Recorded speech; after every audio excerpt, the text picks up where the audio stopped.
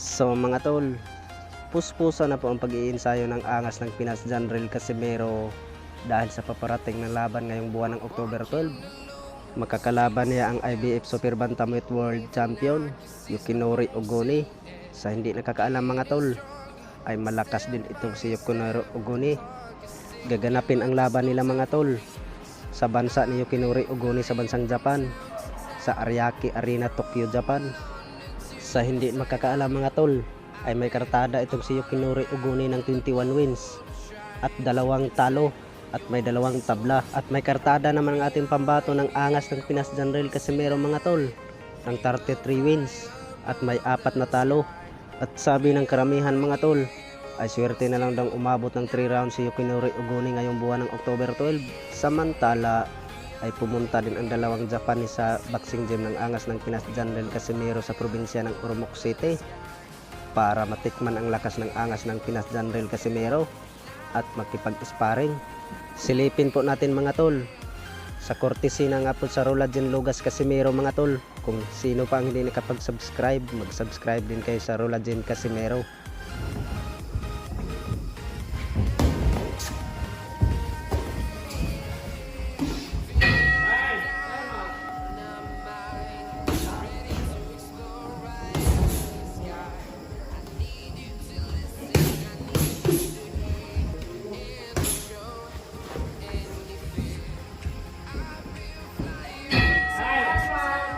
Bukod dyan mga tol, ay lalaban din ng world title fight ang ating pambatong IBF Super Flyweight Jerwin Angkahas. Ay makakalaban niya ang kapatid ni Naoya Inoue ng WBE World Champion Takuma Inoue. Magandang pagkakataon to sa ating pambato mga tol, ay sumabak kaagad sa world title.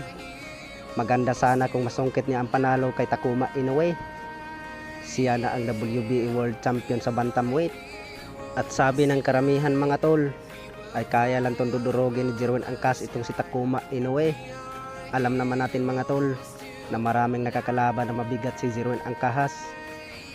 Sa kabilang banda naman mga tol, ay mainit na din ang paparating na bakbakan sa ating WBA IBF Super Bantamweight World Champion na si Marlon Tapales. Makakalaban din niya ang kapatid ni Takuma Inoue, walang ibang the monster ng Japan, Naoya Inoue.